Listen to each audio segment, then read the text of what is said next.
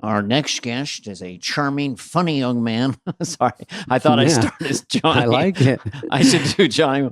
Our next guest is a charming, funny young man. Had a lot of success with the television show The Office with Steve Carell.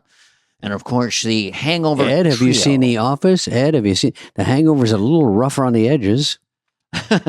The Office takes place in an office. Yeah, it's Ed Helms, everybody. Yeah. You know the face. He does commercials. He was in the Vacation reboot, I think. Mm-hmm. I saw that. Funny. He was great on The Office. Obviously, the Hangover movies you can't escape. They're so funny, and all three of them. Yeah, with Todd Phillips a lot at the helm. That.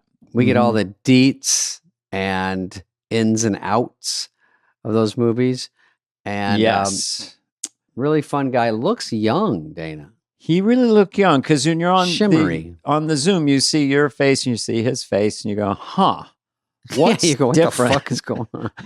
We look pretty young, but he's in better shape. So I'm going to start doing whatever that is. He's got a later date on his birth certificate, but he's charming, likable, and funny, and tells some great stories. And one of the giant waves to go from The Office to the Hangover movie was just like, sort of be shot out of a rocket ship or whatever they say. Yeah, so he's a funny young man, and he joins us. And I think you're going to enjoy this one, right, Ed? Yes, enjoying the younger actors.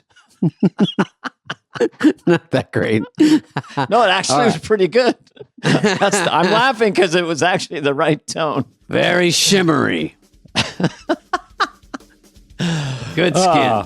All right. Ed Helms, guys. Ed Helms. Ed Helms. Thanks for coming on. Oh my God. We love having you. This is a great privilege for me. I am very excited to be here. Yeah. Honored. I would say honored. Oh, okay. Only mildly. Thank you. Only mildly embarrassed, but Okay. mostly honored. But no mixed feelings. Hopefully. Yes. What I read a quote the other day. Someone said about Kamala Harris. It's not about her at all, but just the phrase "up the wazoo." I hadn't seen it. It was in the New York Times. Like, she's got experience up the wazoo. I just put it out there for you guys as a starting off point for the podcast. To talk about the I haven't heard that in a while. It's gone away for sure. It feels 1960s to me. Is it new to you, Dana? Because I've definitely heard it before. Is it new to you, Dana? But I do feel like I haven't heard it since college.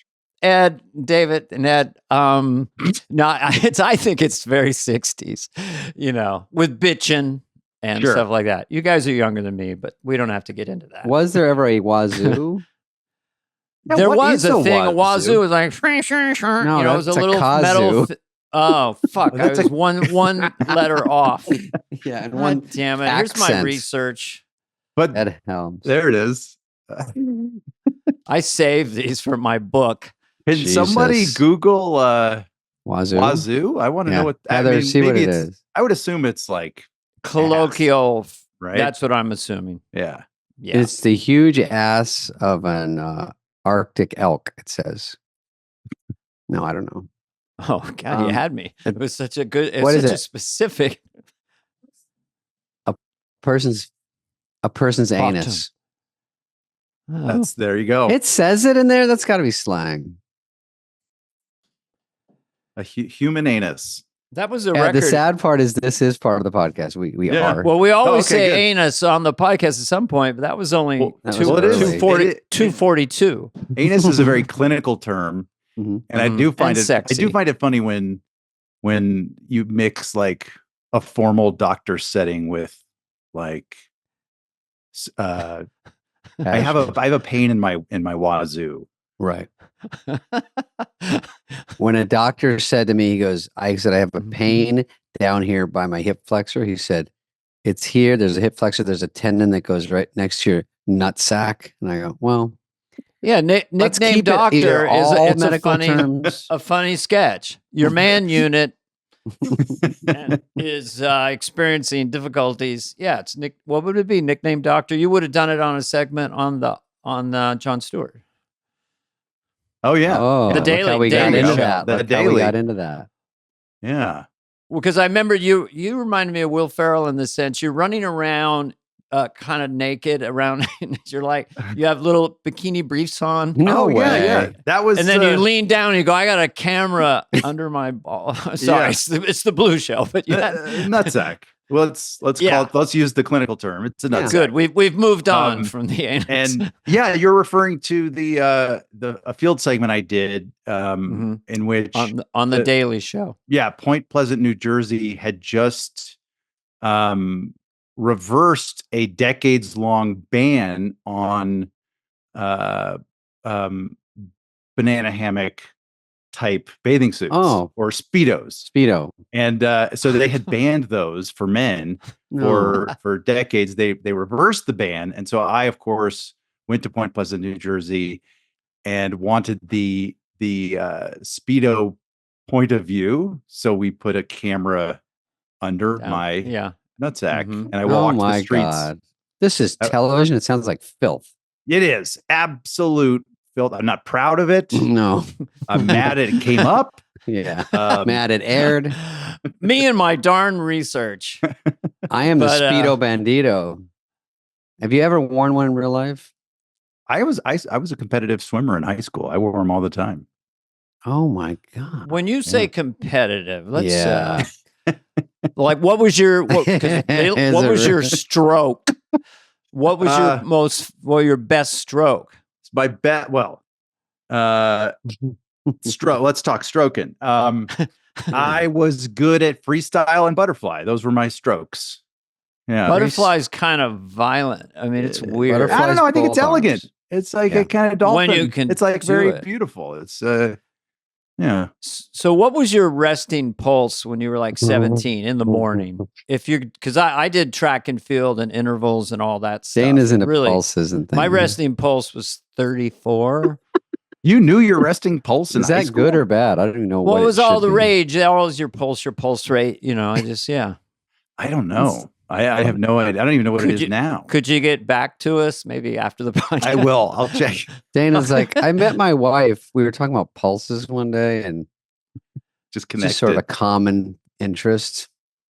Yeah. So you swim. Is freestyle the one where you go one arm, one arm, one arm, one arm? That's the classic. That's like the straight ahead basic Tarzan swim. Yeah. Is there a treading water? There's not that, is there? No, not in. I mean, water polo guys do that. Do they touch the ground or they don't touch the ground? No, they don't touch the bottom at all. Oh, get fucked. And same with what do you call it? Synchronized swimming. Like they don't even shit. They don't touch cross the bottom out one more Olympic sport I won't be doing. But you had to have been crazy fit swimming like that. What's coming to mind? Yeah, I was in good shape. I was in really good shape in high school.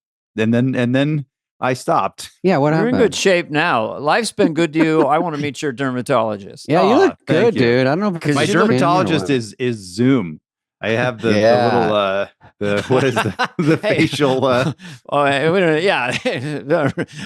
facial smoothing. Blurry background is a good way to maybe look better or worse because it's so much focus on just What's your app? Because I want to get it with the blurred background. You look filmic right now. I think you have. I'm going to tell you guys. I'm going to give you guys a little tech support on how to look hot. HWT. I want you to go into your camera menu. I like in this. your. Well, I'm actually. What's that? Where's camera? Don't you love how tech support people always say? All right, do me a favor. Go to your file menu. I like go to your dashboard. I go in my car. Yeah. They go, and you just do me a favor. Do me a favor. Go do me to a favor. Do me a favor. Here's what we're gonna do. Do you see what do you see right now? You mind if I share your screen? Big blur. I don't know if we're there yet. Yeah, let me take over your screen. I'm just gonna dip forever. I'm gonna dip into your personal accounts. If and your it's photos. okay with you, just give me complete control over this. Do you care apparatus. if I close this window that says bonerlicious.com? And I go, no, go ahead. I don't need that anymore. I'm all straight face when they talk about porn. I go, no, that's fine. I act like I'm not embarrassed. Hold on. Could you just leave that one. Do you No, need you to know close what? it? Can you What leave does it? closing windows do to help? Just leave it. Just push it to the Yeah. side. Is it taking You up gotta RAM? close windows. You gotta close. You gotta close the windows. Oh yeah, that's Trump when he's Sorry, running I had on. to throw in a little Trump. Yeah. Oh, Sorry. Trump tech support. That is a good. Yeah, you there gotta we go. close the windows. We're gonna close them down. Close the windows. We're gonna close me a more favor? windows. They've never seen windows closed like this. This is Do the me a window favor? closing. Do me a favor. Go to your file menu. JD, get in here. He's young. He's vibrant. Look at the beard and the blue eyes. Get in here. Get it. You don't need Hey, it. Dad. You don't how you need a doing? filter. I Oh hate to my talk your God. regular job stuff, but when you do the Yeah. Daily Show, like, so do you have to be somewhat political? You just have to be funny, right? They don't. It's just like what happens in politics. They find a spin on it, and then they say maybe this will be funny to do a field piece kind of thing. Yeah, I would imagine it's comparable to the kind of SNL cultural satire, right? Yeah. You're just kind of looking at what's happening and trying to figure out. Usually, so the formula for field pieces, which is what I did the most of, was very simple. It was sort of like find a news item, like for example, that Point Pleasant, New Jersey story, and then just take the dumbest possible stance. or in the case of one I did about a guy who was like, who was anti, like trying to, what was he? He was trying to start a straight pride parade in Boston, I think. So obviously he's like a jerk. And then the formula is you just take his side, and then or you just take the wrong side. Do you ever go with him and say, let's do this? And then he doesn't know he's being clowned or whatever. Well, yeah. I sat with that guy. We did an interview. There was another guy that was trying to do he was a libertarian, and he started it was ironic, but it was to make a statement. He started a Guns for Tots program, and just to make his like libertarian statement. And of course, and it was like giving away free gun toys to children on playgrounds. It's a tough sell. So I had toy guns, guilty. Yeah, I had toy guns. I shot every kid on the block. I had real guns. No, it was but he was so ridiculous. And then a lot of times people, they might even know the Daily Show already, but they think that they can sort of outsmart you. Yeah. So you sit with them, and it was a little, I will say, like, kind of the disingenuous part of it was hard for me, because I grew up in the South. I'm very people pleasy. I just want to like make people comfortable and laugh and have a nice time and a nice hangout. And I'm suddenly in this job where I have to sit across from someone and try to make them sworm or ask like horrible. That gets me itchy. Questions. Yeah. And so there was a little bit of just something that went against my grain somehow. And I kind of forced myself to do it. I did love, it was fun to find those really rare moments of like extreme comedy in those moments of tension. But I think I gravitate more towards just good scripted comedy. Like, the SNL stuff was always, that was just like probably everyone that you interview, that was my dream, was to be on SNL and to have your job. And I just looked up to guys like you, and it was, so that was always, and then the Daily Show became, all right, this feels like something I can do also. And my favorite parts on the Daily Show were actually the scripted segments, the studio chats, like with John, where I'd be like at a green screen, in Baghdad or whatever. And those were really more like sketches. That's fun because you write them ahead of time. You know where the beats are. You think it's going to kill up front. Yeah. And at least you have faith in it. I've done field pieces, and I produced a prank show. That made me so itchy. And then field pieces, my theory, I did some on SNL too, where it's have a wispy idea, go out, shoot 12 and a half hours, and get a 2.5 minute bit. Yeah. Yeah, if you It's shoot so hard. if you shoot enough footage, you're gonna get something you can get an use. extra laugh out of a fucking reaction shot or something. Just get some, Yeah. because sometimes you get it and you go, this is a little thin, guys. And then they go, well, let's get in there, and they edit it and they add something, a little music, and you go, okay, not too shabby, you know. Yeah, true. You're absolutely right. It was those field pieces were built in the edit, and sometimes they fell apart in the edit. There were field pieces I did that just died in the edit room. It was like, there's just no way to save this, which was that's when you walk out like, oh, I'm getting fired today. This is not working out. You know, Dana, I did one where I went to a plastic surgeon, and when we were running out of bits, and I go, let's just go. And then I go, what would you do to me? It's like the dumbest thing, because it got real quick. So he goes, let's just take a quick picture of you. And I go, well, and I started getting a little weird. I go, well, like this is already going sideways on me. Because he goes, oh, there's a lot we could do to you. And I go, okay, this wasn't the way in my head it was going to go. And then he takes one picture and then he goes, hang on. I'm sitting across from his desk. I'm looking at the camera and I'm like, it was funnier the fact that I was sickened by it. Then he turns and he goes, okay, here's the 14 things I would do to you. And 9 of these are like non-negotiable. Like you have to do by noon tomorrow. I'm like, what? He goes, take it all off the nose, take it off your eyes, take it off your hair, take it off your forehead, and we could get you up to an 8. And I'm like, well, I don't want to talk about this anymore. And then I just walk out. Wait a minute. I got hit by a car. I'm like, hello, he darkness. used 8 as a 8 is the maximum? Yeah. He goes, listen, we're not a fucking miracle workers. He goes, what did he say? You currently grand, you can get to an 8 from a 4 or 7. I go, well, who said I was a 4? What numbers are going to go? Are we polling people? Because I ran into the zip check on the computer. Did that air? Can I watch that? Yeah, I think, is that on somewhere? I think that was from Lights Out. Maybe, I don't know. Maybe Showbiz Show. That's brutal. It's brutal, dude. That's brutal. Who is this guy? That guy's mean. He took it seriously. He goes, oh yeah, like I've been waiting for a guy like you to walk in. He goes, we're gonna fix you right up. Oh, there's so much you can do. Oh my god, you're such. Tell me you have no budget. You're a piece of clay. I can mold you. You're literally like a piece of clay that hasn't been shaped, just a blobby piece of blob. And I don't know if this is true or not, or if it's a wives' tale that George Burns went in at 96 and got some work done. No, I'm kidding. All that way? It took us all that way. I just thought it was a funny idea. Even at 96, he got 5 of his 35 wrinkles removed. Dude, it was hard to tell. What about when you see like 35. the Golden Girls were all like 31 years old, and you're like, wait, on the show?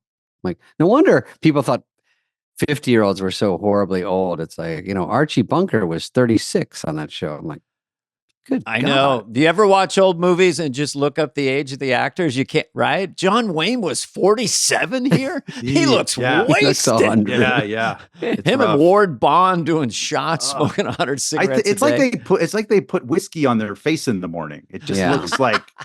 I think it was cool. They said John Wayne, when he died, have you ever heard this rumor? They found 55 pounds of dead meat in his colon that had that wasn't that Elvis. It was impacted he had a 55 fecal pound matter. Turd. No, it's impacted fecal matter is the actual medical. This was cow meat that was still so raw that a good doctor could have brought it back to life. Well, I know I got a lot in there. Burgers out of it. Yeah, you could have thrown on the grill.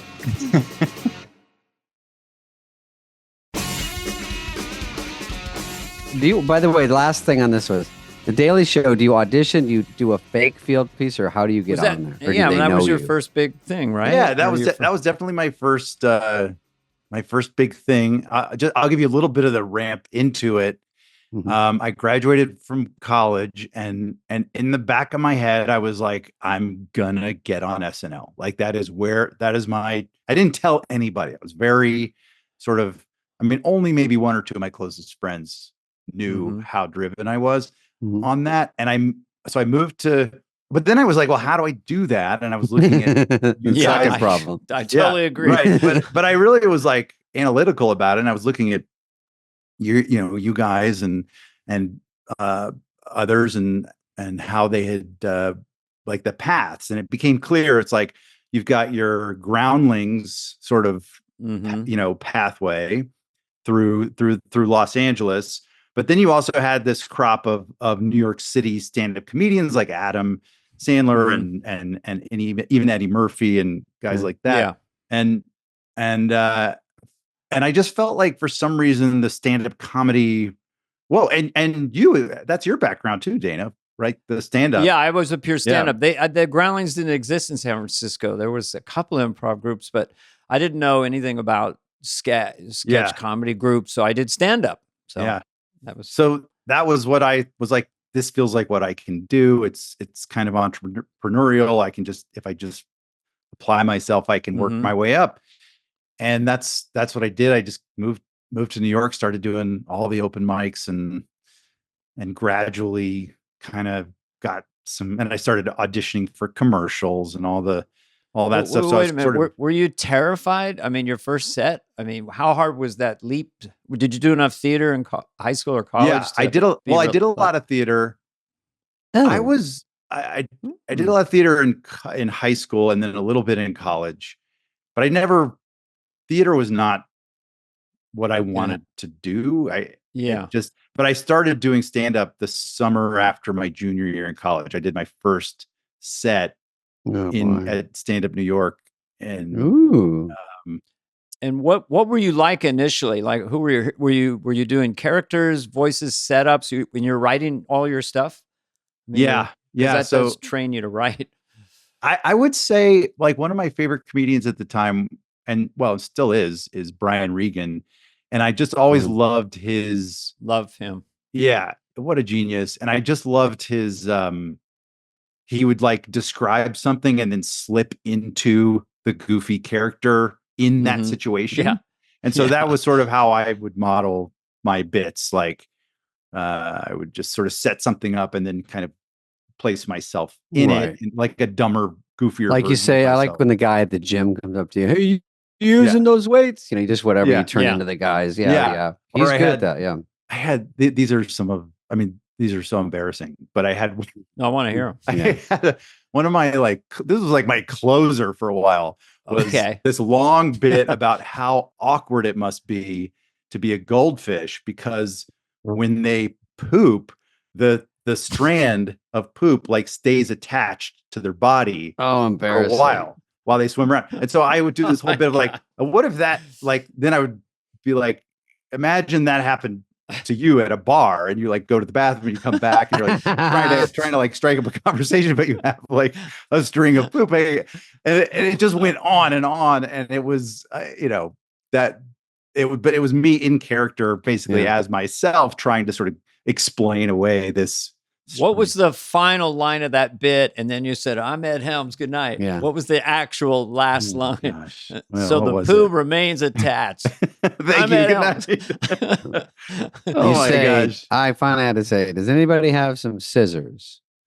Yeah, something like that. And then you guys, thanks for coming down to Sir Laughs. Hey, you guys have been great. You guys have been great. Well, then I eventually dropped that one, and my next big one was going, it was a little story about taking a taxi and then getting out of the taxi and thanking the taxi driver, and then getting on an elevator and going up the elevator, and then I get to my floor and I step off and I turn around and thank the person still standing in the elevator for the elevator ride. Yeah. And that was sort of a setup for me to just talk about all of my social awkwardness, which was has always been a lot of thank yous, somewhat extreme. Mm-hmm. Yeah, just and then trying to explain to that person I'm sorry, I was in a taxi taking mindset. I hadn't switched over to the elevator taking mindset. Mm-hmm. Yeah. I had one where someone's coming at the elevator and says, hold, please. And then you have to fake like you're trying to find the button. Yeah. I don't want this. Yeah. Everybody had an elevator. I do that. I start on the ceiling. I go to the ceiling. Oh my God, is it up here? And then they're like, no, on the wall. I'm like, behind me? And they're like, oh, it's closed. Every comedian did that. Oh, yeah. Oh, yeah. Army issue. Yeah. Or racing to get on the subway, and you get it. I did this one for years. You race down the stairs and sprint down the platform, and you get on the train and you're like, and then the doors don't close for 5 minutes.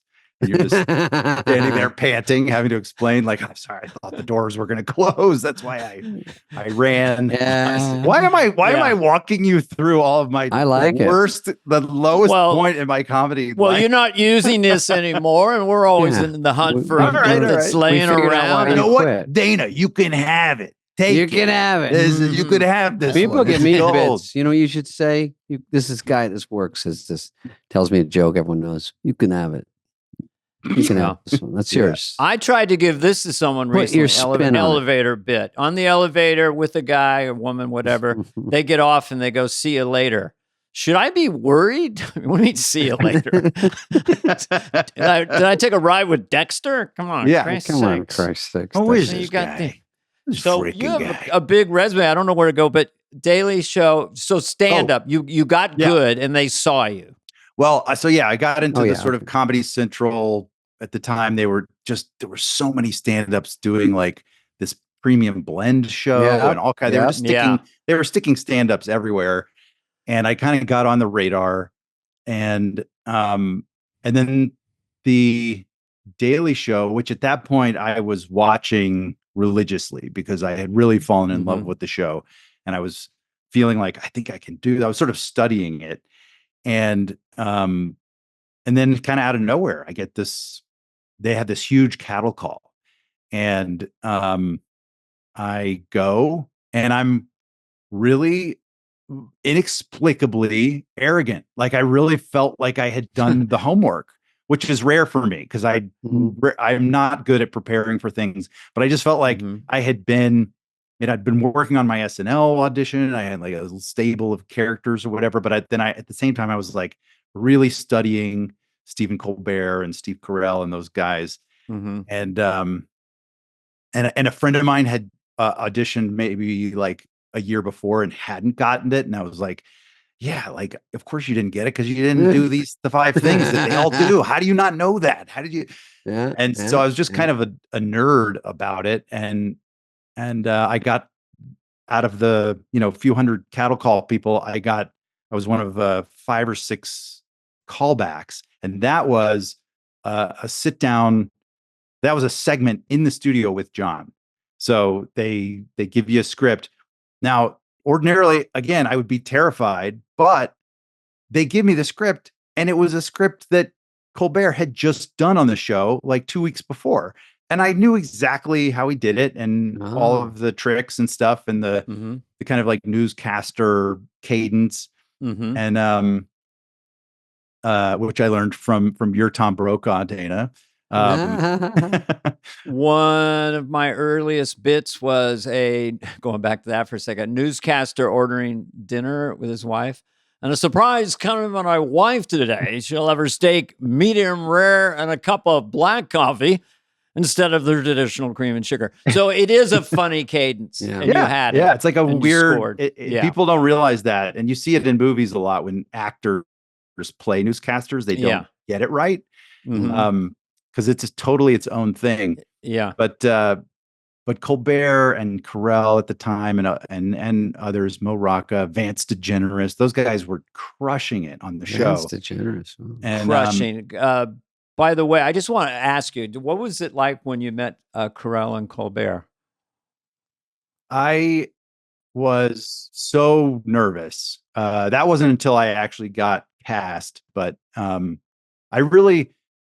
it's so funny thinking back on it. It was a basic cable Comedy Central show. Like it wasn't, and it became more of a phenomenon, but it really wasn't that big a deal in the world. But to me, it was my whole world. I was so excited, and I had to like pretend not to be excited and nervous because that's like that when you're too excited or nervous in a comedy setting, everyone's like, get out of here. Like you're totally ruining the vibe.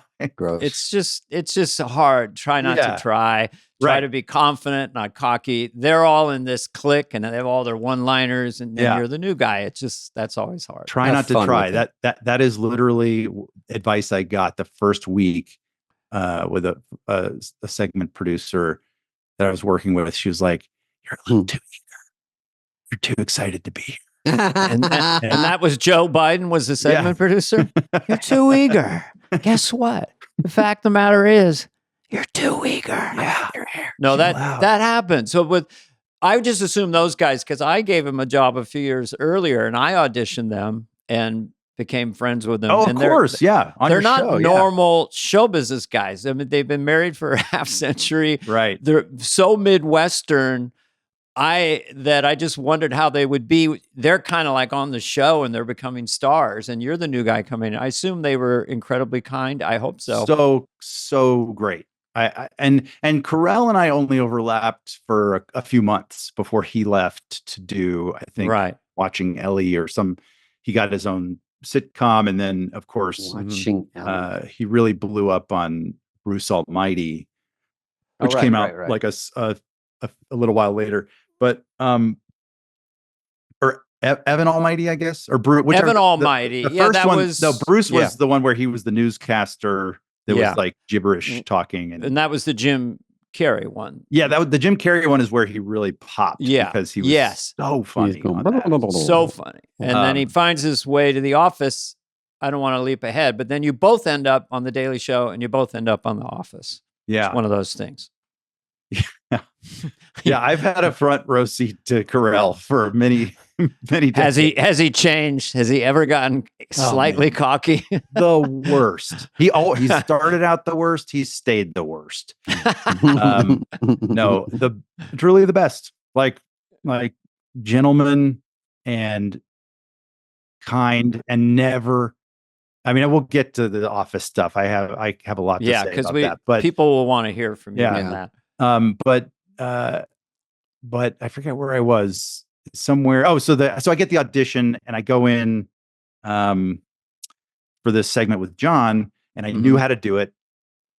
And again, I was like weirdly kind of self-assured. And I'm a generally kind of anxious person. So it was one of those rare moments where I felt like I was where I was supposed to be.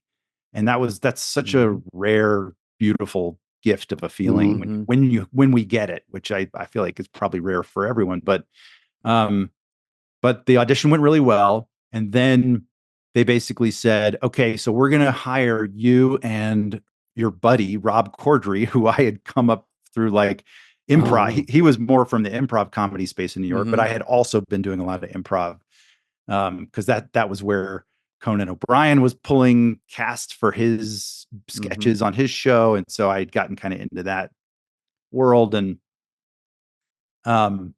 with the Upright Citizens Brigade. But anyway, Rob and I get hired, and we don't get hired. They say, we're going to give you guys segments to do, and we're going to see how you try out. Yeah. So essentially it was like a full blown TV segment, but as a tryout. And so that was my first one. And that was the one where the field producer, who was so great, she was like, I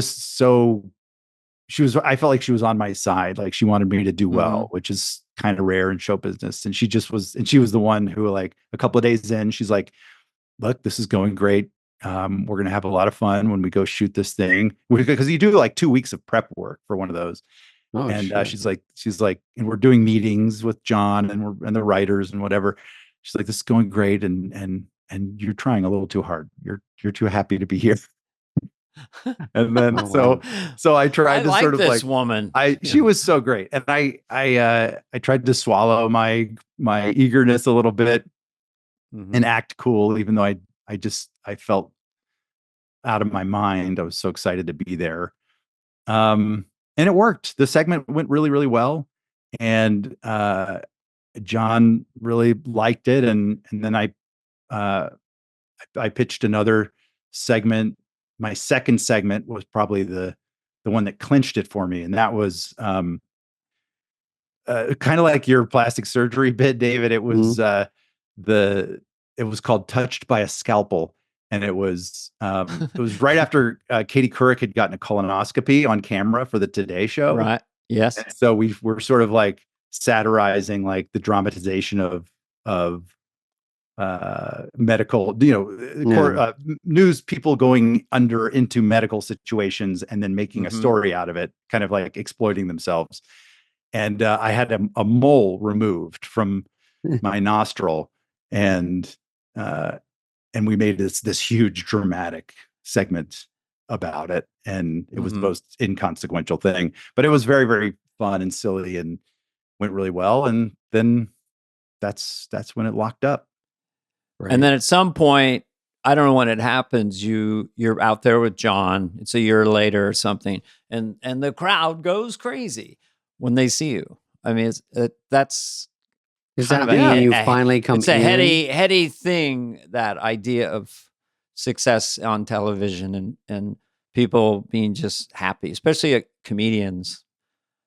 If you make someone laugh, it's sticky. Yeah, you're so right, Dana. It's like when you feel that, when you feel like the audience knows you and actually has like you're starting off ahead of the starting line because the audience is already warm to what you do. That took a while, but then also weirdly, and I don't know what how your SNL experiences were. Specifically, I've lots of friends who've been cast members, but it really, after that initial sort of like ramp up, like you're saying, of maybe 5-6 months of just like pure excitement and bliss, like then the sort of like sine wave kicked in of like anxiety and that segment went terrible, or John didn't laugh at that joke or what, and then you're sort of like I don't know. I started to kind of just poison myself a little bit with negative thoughts, and then you do something great, and you're back on top, and then you're just sort of riding this. It's SNL, same thing. Yeah, SNL. Because you have great shows where it really works, and it's very rare. And then you have shows that are just okay. And it's hard not to kind of go. But on SNL, you just same thing. You got the next show. Yeah. Usually. Unless it's the finale. This is the end of the season. It would be like really, really good if it was like a good show as opposed to a bad show. Dana. We love Lauren. Yeah. We like good shows. Yeah. There was one, I did a field segment, I remember, and we get back to the edit and we're working on it, and John would always come in for a screening or two and give notes, and he comes in and gives a screening, and he's like, ooh, I don't know, guys. I don't know if this one's going to work. And he's like, give it another day, and then let's see how it goes. And so we keep working on it. We're like rewriting all the voiceovers and whatever, trying to chop it up. And John comes in the next day. He's like, okay, all right, let's work on this some more. This is getting somewhere. And then he digs in with us, and he's spending time in there, which was very unusual in the field segments. Usually he would just give notes, but like he's in there with us, and I'm like, is this good or bad? Like, is it good that he's here, or is he like trying to resuscitate? Right. It could go either way. And then a day or two goes by, and it's been in the edit way too long at this point, but it's undeniably good by the end of it. So it's like, okay, it's going to air. Thank God. Okay. And it plays that night on the show, gets a huge reaction from the audience.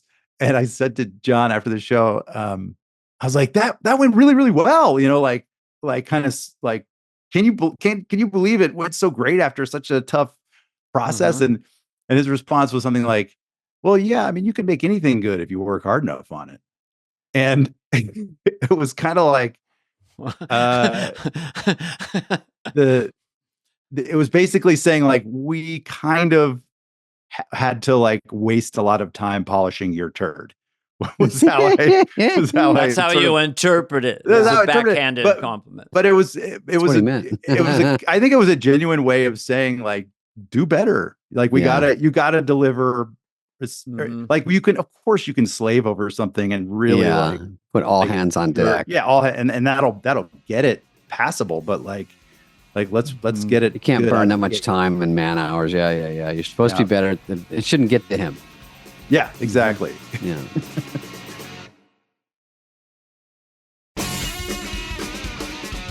So now you're successful. And how did you find your way to The Office? Another smash. So or the smash, I suppose, of the last quarter century or something. It's a phenomenon. Well, so of course I knew Steve, and I actually had a bit part in Evan Almighty, which was really fun. Okay. And he had started, I think he had started working on The Office at that point. And I remember when they cast Steve as the Ricky Gervais character, I just remember thinking, like, he is going to crush this. That will be, he's like so perfect for that. Yes. Because like he brought this kind of like affable obliviousness to his Daily Show pieces. And I just knew it would be so good as awkward, clueless guy. Yeah. Weirdly arrogant in ways. Yeah, but still likable. Yeah. It was a perfect match of a part to a performer. Yeah, exactly. Yeah. And I sensed that even before the show started. And then of course it was so good. And then it became another show that I watched religiously, in kind of a studious way, also as a fan. And I actually auditioned for it. So when NBC was casting the original cast, I think I read for Jim or Dwight, I can't remember who, but I went into 30 Rock for a casting session, and obviously didn't get the part. Wasn't devastated because I loved my job at the Daily Show. But then a year or two goes by, and I loved the fake documentary format, and I worked with a friend on a short that was basically a short documentary about a zombie trying to like get his life together and get out and like start dating more. And he was just complaining about the sort of like difficulties of being a zombie and all the assumptions that people make about zombies. And so it was a lot of like, it was very Office style, like talking to the camera mixed with like B-roll and little bits. And we paid for like really good zombie makeup. So it was just very, very silly. And somehow that got into Greg Daniels' hands. Greg being the Greg Daniels, creator showrunner of the American Office, and I got asked to pop in for a chat with Greg, and that's when they told me, "Hey, we've been thinking about this character. He's like a Connecticut yacht club kid, and he's kind of an idiot, and we think it could be really fun. What do you think?" And I just started kind of like pitching on it a little bit, and it could be like this and this, and we just had a really fun chat about what this Andy Bernard would eventually become. And then it kind of felt similar to the Daily Show, because there was this sense of like the story's going to split and they're going to take Jim to the Stanford branch, and we're just going to try out these people. And if it doesn't work, we're just going to float Jim right back to Scranton. And so it was a very uncertain casting. It wasn't like join the cast of The Office. It was more like, come on, let's see how it goes. And so that was just like the Daily Show. Yeah, a little bit. Yeah. So, but it put Rashida and me in this funny little crucible together. And I think we really bonded at that time, because it was so uncertain feeling and like, what's going on? But it was so fun. And again, it was one of those rare moments where I just felt like, oh, this Andy Bernard character, I get him. I get why he's a doofus. I get why this is like fun and funny. And what's the vibe like on there? Is it stressful? The Office set? Finishing a thought. I'm sorry. Yeah. Is it like run and gun? I mean, it's probably pretty thought out, but is it stressful? We got to get our days. There's some shows that are tougher than they look, you know? Yes. And I would say it was long, very long hours, early mornings, and then kind of late evenings a lot. But it was such a cohesive group, and there was very little, if any, drama. The writers were a few people from SNL, like Mike Schur, had come on board, and of course Greg Daniels' origin was SNL. Yeah, but of course. Great.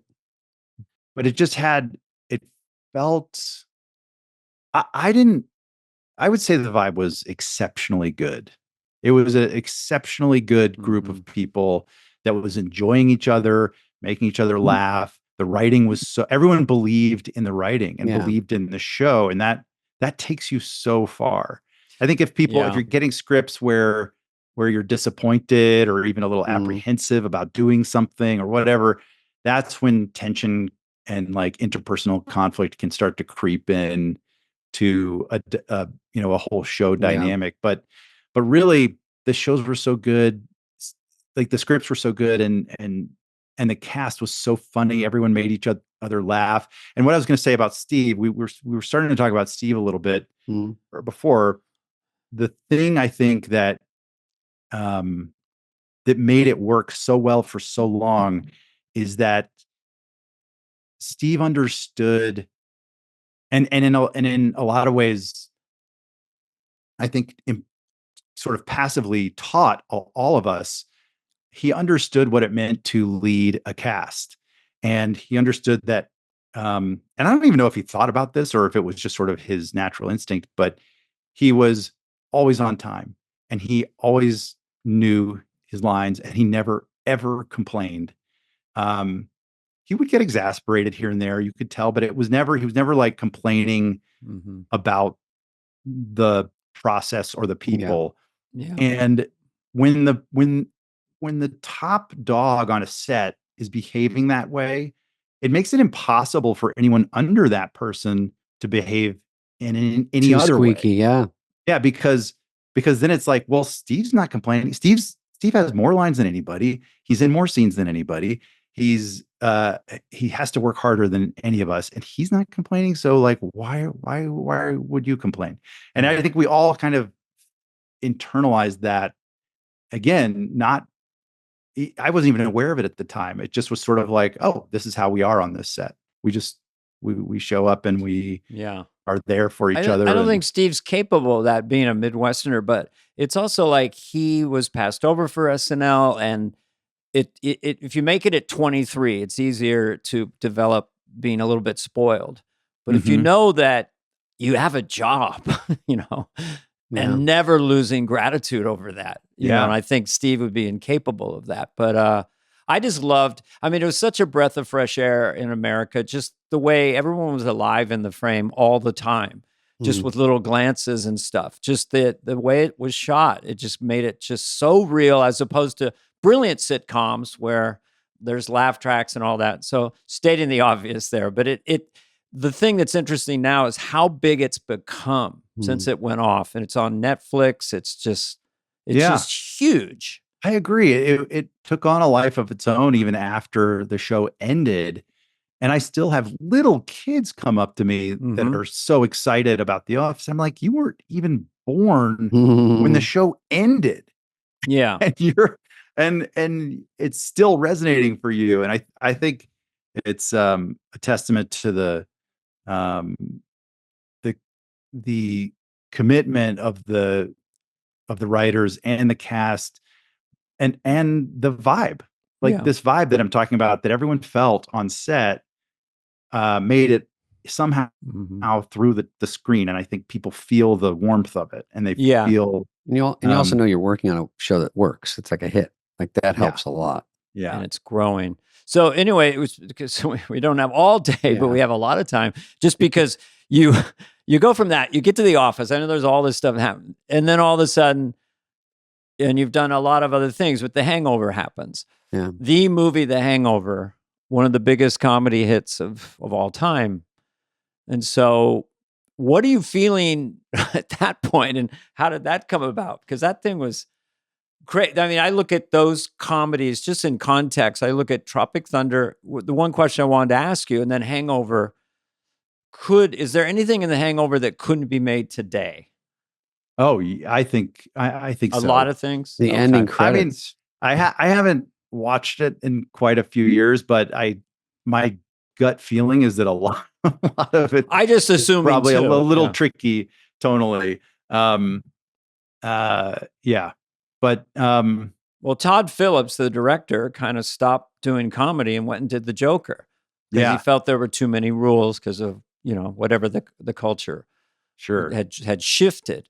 But that movie, I was just like Tropic Thunder. I think the year before when I went and saw it, it caught me off guard in a great way. I really laughed my ass off at that movie. First blush. Good title, R-rated. Everybody's good in it. Well, such a clean concept. Yeah. I think by the way, it's making my year that you're saying that. That really, really means a lot. About what? that you liked the movie, a movie that I was in. I really appreciate that. Well, Bradley Cooper and Zach and you, the three of you guys, it was 3 different notes. It was it's a perfect casting. You guys were all, but it just had a lively pop to it that you can't, I also think it was a little, the plot of that movie is kind of a magic trick because I was in a hotel lobby maybe a month or week or two after it came out. And there was a group of old ladies, like literally grandmothers sitting around talking about bits from the movie and how funny it was. And I remember thinking, okay, this, and then of course you had like all the frat boys that love it. So the movie did this thing where like the guys, the characters are behaving horribly in a way that like is very aspirational for like young men to be like party animals, right? And so they are party animals, and that appeals to like young people. But then the next morning they're mortified by their own behavior. So that's what makes it redemptive to the older set who are like, oh, these sweet boys got themselves in a pickle. And it kind of like should have been called the pickle. The pickle. You're right. Damn it. It did. I've always thought that plot was very special because it was able to appeal. There were parts of the story that connected to so many people. Yes. It was just such a funny device that they're basically blackout drunk and then they're figuring out all this stuff going backwards and it's such an open way and to feeling very human about it. What? I don't remember that, and you guys that was Tyson, right? Punching was that the first one, second one? Do you remember? Tyson was in the first one and the second. And the second one. Yeah. He's in the end of the second one. Yeah. Second one's where I get his tattoo. But getting Tyson and using Tyson and how Tyson has become now with hot boxing podcasts and how he's become this cultural figure that everybody loves. It was just, the movie was paced in a way that all of a sudden you're seeing a Tiger and Tyson, like it's just, just like it moved on such a great pace. It just never let up. You still talk to the Tiger? Yeah, it was so good. I got in there and I didn't want to punch the tiger. He told me, you said you got to punch the tiger. I said, I don't want to punch the tiger because I got tigers. Sorry. Can I tell you something? It is terrifying working with tigers. Have you ever? No way. Worked with a tiger? I don't want to do it with their again. real indigenous teeth and claws. Something. So the first night we worked with the tigers, telling you to relax. The thing. Basically the tigers are sort of only restrained by the illusion of restraint. Like the tiger believes that their cord is strong enough, but actually they could break it if they got really freaked out or break. They said the tiger believes, is that what it is? The tiger thing. The tiger believes it can't break the cord, but it probably could. Yeah, it's something like that. Well, I don't know. We're just looking at these leashes and like that is not too strong. Sufficient. Like that is not. No. And then the first night that we worked with the tiger, it was at the Tyson Mansion set, which was out in Chatsworth, I think, and the tigers were on this truck and in these big cages, like on a big flatbed in these big cages, and as dusk set in, because it was a night shoot, and so dusk is setting in, and the wind is whipping up. And there's all these trees and tall grass, like, just like kind of billowing in the wind. And the tigers are growling in their cage, like back and forth, pacing, getting really anxious and antsy.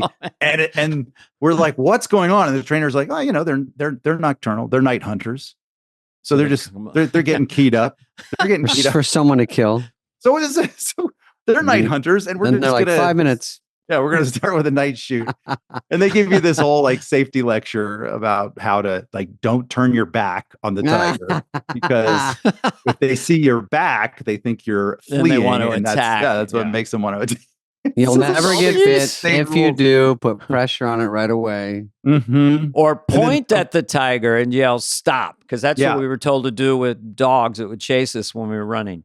Get eye contact and yell, stop. But that would be terrifying with a tiger. And then, of course, Bradley, that later on, we're doing the some of those photos for the ending credits. Yeah. Mm-hmm. And Bradley's like, can I feed it? And they're like, sure. They give him a giant milk bottle, and he's just standing there. I think it's one of the pictures in the credits where he's like actually feeding. And I was like, Bradley, what the hell? But I love big movies that have budgets where I guess it was Todd Phillips. There's someone in a room writing mansion, Tyson punches tiger, and then it appears. And it works out perfectly. And it works out perfectly. It's probably hard to do all that stuff. By the way, night shoots are tough anyway. Oh yeah. Just for anything. And then when I see a movie, when I write them with my buddies, we always go, the final draft is like, let's go through and eliminate anything that could be day. Because sometimes you just put it in there and you realize you don't need it. Or you shoot it inside and they darken the windows, because flipping a whole movie to night and you do splits, then you're like, it throws everything off. And so most people are sane enough to try to avoid night shoots. What's your longest day on a set, you think, Ed, where you get there at 5? Right. So hours. This is nuts. So I was shooting The Office at the same time as The Hangover. Oh no. And they had both been incredibly accommodating. So the Hangover said, we're going to make our work week Wednesday to Sunday.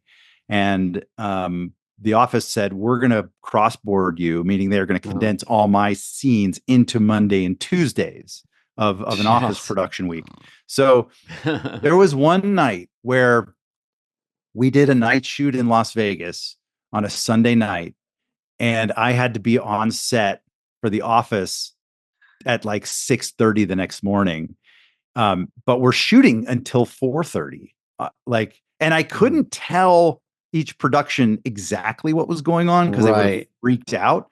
So I, on my own dime, I chartered a little jet from Las Vegas to Van Nuys Airport, which was 10 minutes from the Office stages. Okay. And I wrap on The Hangover at like 4:30 or 5 in the morning, race to the airport in Las Vegas, jump in this little jet that was the size of a Honda Civic, and Lear 25, probably. I don't know what tiny little thing. Yeah.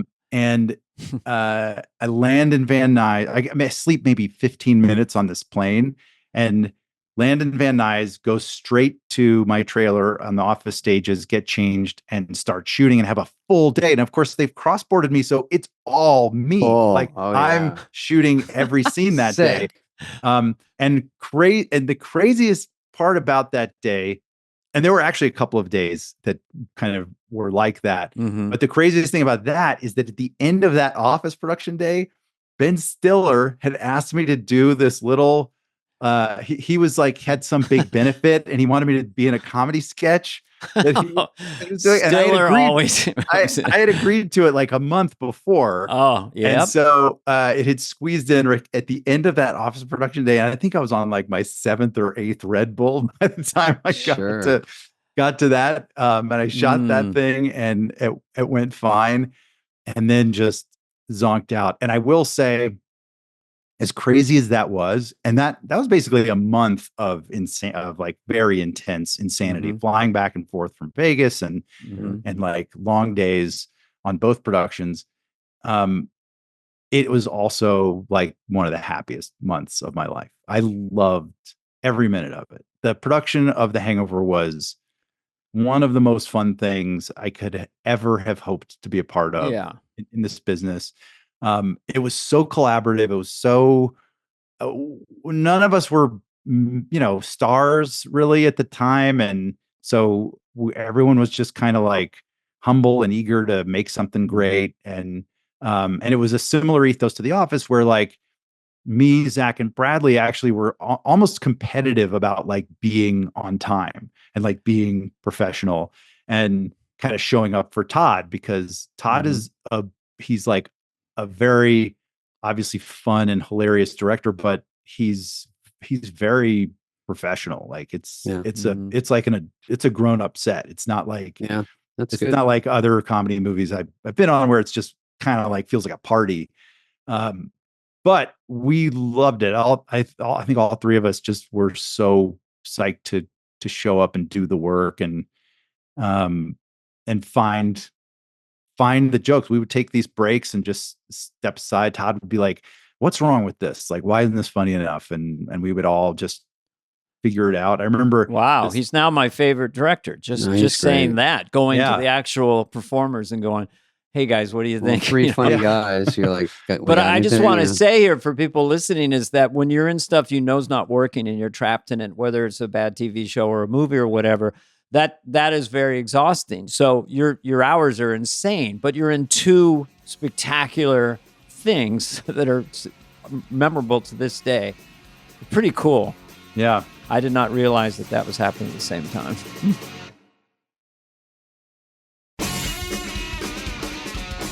Well, I had my tooth removed. So I have an implanted tooth here that I've had since high school. And my dentist was able to take the crown off of it for the Hangover. Jesus. But then I had to have a flipper that had a fake tooth on it to go to set on The Office. Yeah. And the weird thing is that it did affect my speech a tiny bit. Like if you really pay close attention, you could tell. But it was just one of like so many hilarious details about that time. It's crazy. It's an amazing run. Trifecta of three of those on top of everything else you did. We should mention before we let you get back to your magnificent life. Besides looking 36, you have a podcast. Yeah. That's very cool called Snafu. Tell our audience about it. Well, thank you so much for asking about it, Dana. I love the idea of it, and I wanted, after you tell us what it's about, it's like the history that's happening right now in America in an apolitical sense. You got ears coming off, you got people resigning and stumbling. Yeah. And so to your podcast, you're actually... Go ahead. Yes. Well, so it's called Snafu, and the premise is it's kind of a documentary history podcast, and the log line is it's about history's greatest screw ups, and it's just a really fun kind of cheeky look back at some moments in history where shit just went really sideways, and each season this is season 2 just came out. It's iHeartRadio or iHeart podcast, and along with Film Nation and Gilded Audio, and your production company name, which I like. Oh yeah, Pacific Electric Picture Company is my company, and we all collaborated on video or audio. Pictures? No, the podcast is audio. The podcast is audio only, but it's season 1 was a look back at this crazy event in 1983 called Able Archer, where NATO had this giant military exercise where they're moving troops and navies all over the planet. And the Soviet Union looked at that and was like, hold on, guys, are you staging to invade us? Is this practice for the invasion? NATO said it was just an exercise, but the Soviet Union thought it was real staging for an invasion. And so they ramped up their nuclear posture. And then of course the US clocked that and our posture ramped up. And a lot of historians believe it's the closest we came to a nuclear holocaust. And all of this was completely under the radar, not known to the public at all until just a few years ago. And it's an insane story, especially when you kind of look at the template of what Ronald Reagan and other politicians were saying at the time, and then now knowing what was going on underneath it. It's a wild story. That was season 1. Season 2 of Snafu just came out. I'm so proud of it. It's this is like the ultimate mashup of my nerdy love of history, and then of course my love of storytelling. Season 2 is the story of Medburg, which is a cute abbreviation for media burglary, and it is the town of Media, Pennsylvania, where a group of activists, anti-war activists in 1971, Vietnam War going on. It's a crazy, like tumultuous time in America, and these activists felt like the FBI was getting a little bit shady and starting to intimidate or harass people. And so they were like, how do we prove this? And so just these citizen activists pulled off this insane heist where they break into an FBI office in Pennsylvania, steal files, and then they start to leak them to this very courageous reporter, Betty Metzger, at the Washington Post, and she starts to publish them. And that was the beginning of J. Edgar Hoover's sort of like exposure as a very dark figure. How many years was he in the head of the FBI? I mean, he had files, and my God, he could have blackmailed everybody. Yeah, he did. He flagrantly blackmailed lots of people. But even worse than that, he was harassing like so many civil rights activists. Martin Luther King was getting relentless harassment from the FBI.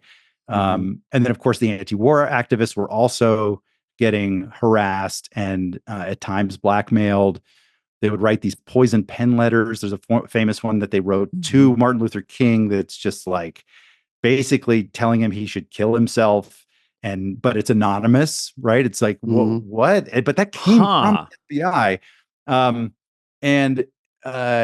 And then, of course, COINTELPRO was revealed, which is this which stands for Counterintelligence Program, and that was a program that under which the FBI was officially harassing and really like abusing its power and surveilling so much like illegal surveillance of law-abiding citizens, which is terrifying and should terrify all of us. I don't like that. Would season 3 potentially be the Trump assassination attempt?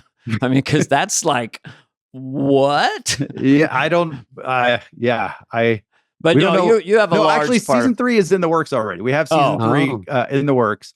It's an exciting one. I'll talk about that next time I'm on the show. Later, I was told by your producer that it's about David and I starting this podcast. It's an actual documentary. It's season 3 and 4. This is all deep cover me. Doing research. I love history as well, and things like that. What we don't know, which went on behind the scenes, is just fascinating. So anyway, Snafu. Ed Helms. Snafu. Well, thank you, Ed. It's actually a blast talking to you, guys. Yeah, very interesting. I want to do this in reverse and just talk through your entire careers, because we've been doing it. We talk about ourselves so much. I know. It's sort of I've listened. It's fun. It's fun. And to just because to. As a bookmark, we kind of did get to, but you did host SNL on May 11th, 2013, and in which during the monologue you were in a spandex unitard and you twirled a baton. So that's never been done before. I'm very proud of that. I don't think that. That was a wonderful, wonderful night, and really like the. I just remember feeling that was the realization of that dream that I'd always had. That's right. To be on SNL, even as my dream was to be a cast member, but then of course to host was like. The second best dream is to be big enough to be a host of SNL, right. Where the cast is kind of like, "Hi, Mr. Helms. They work for you." Yeah. I have an idea where you and I are postmen. And anyway, but what a story! What an incredible journey you've had. My God, It's amazing. I'm just getting started. Yeah, you're just Hey, believe me, where I'm up on the ladder, you are just getting started. You know, don't overage yourself. You know, people go, well, I'm this age. It's kind of, no, don't do that. You have to just not go gently into that good night. You just keep going. Keep going till they stop you. Keep going till you get enough. Yeah, man. Yeah. It's really, I'm really, really glad to be here with you guys. This means a lot. All right. Thank you, buddy. Thank you. Good to see you. Good luck with the podcast. This has been a presentation of Audacy. Please follow, subscribe, leave a like, a review, all the stuff. Smash that button, whatever it is, wherever you get your podcasts. Fly on the Wall is executive produced by Dana Carvey and David Spade, Jenna Weiss-Berman of Audacy, and Heather Santoro. The show's lead producer is Greg Holtzman.